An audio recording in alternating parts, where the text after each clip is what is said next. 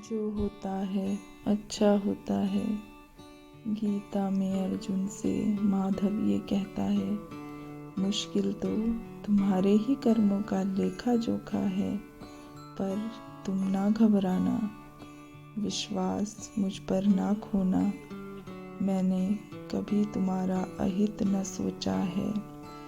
अर्जुन कृष्णा से पूछते हैं कि भगवान, बुरा होने पर भी इंसान का हित उसमें कैसे हो सकता है? तो कृष्णा मुस्कुराते हुए कहते हैं कि तुम्हारे इस प्रश्न का उत्तर देने के लिए मैं तुम्हें एक मंदिर में ले चलता हूँ, लेकिन वहाँ जो भी हो उसे चुपचाप से देखना। ऐसा कहकर कृष्णा अर्जुन को एक मंदिर ले जाते हैं और दोनों वहाँ छिपकर खड़े हो जाते हैं। सबसे पहले वहाँ पे एक सेठ आते हैं और ईश्वर से प्रार्थना करते हुए कहते हैं कि मैं एक नया व्यापार शुरू करने जा रहा हूँ, ईश्वर मेरे व्यापार में वृद्धि करना, और झुककर भगवान को माथा टेकते हैं। तभी उनकी जेब से उनका बटुआ गिर जाता है, पर उन्हें इसका पता नहीं लगता। उनके जाने के कुछ समय बाद एक गरीब व्यक्ति वहाँ आता है। वह भगवान से रोकर प्रार्थना करता है कि ईश्वर, आज मुझे कुछ भी कमाई नहीं हुई है, कृपया मेरे परिवार के लिए आज के भोजन की व्यवस्था कर देना। और वह भी भगवान के चरणों में झुकता है तो वहाँ उसे सेठ का बटुआ दिखाई देता है। वह उसे भगवान का प्रसाद समझकर उठा लेता है और भगवान का धन्यवाद करता हुआ वहाँ से खुशी खुशी चला जाता है। कुछ देर में वहाँ एक व्यापारी आता है जो अलग अलग देशों में जाकर व्यापार करता था, लेकिन आजकल उसका व्यापार कुछ ज़्यादा अच्छा नहीं चल रहा था। वह भगवान से प्रार्थना करता है कि भगवान, मैं एक नया व्यापार शुरू करने के लिए दूर देश जा रहा हूँ, मेरा नया कार्य सफल करना।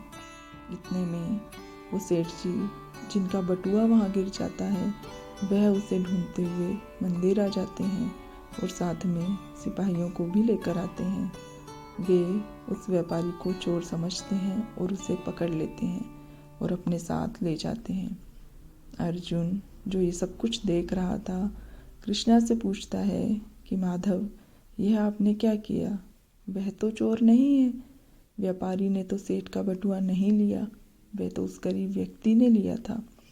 इस पर कृष्णा उसे समझाते हुए कहते हैं कि सबसे पहले जो सेठ आया था वह बहुत ही धनवान है। एक बटुआ खो भी गया तो उसे कोई फर्क नहीं पड़ता, लेकिन इस बटुए के पैसे से एक गरीब के घर में जहाँ भोजन तक की व्यवस्था नहीं है, वहाँ पूरे परिवार के लिए भोजन मिल जाएगा। और वह व्यापारी, जिसे सब चोर समझ रहे हैं, वह जिस नाव में रात में यात्रा करने वाला था वह डूबने वाली है, और अगर वह उसमें यात्रा करता तो वह भी डूबकर मर जाता।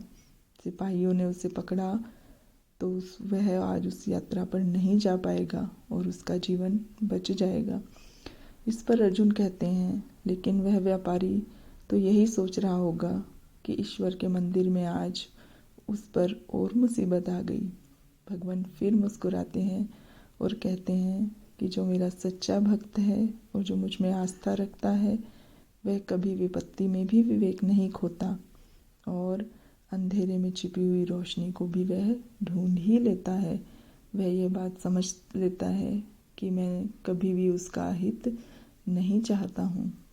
इसी तरह तुलसीदास जी भी कहते हैं, होई सोई जो राम रचि राखा, होगा वही जो श्री राम ने रच रखा है, जो श्री राम ने सोच रखा है। राधे राधे।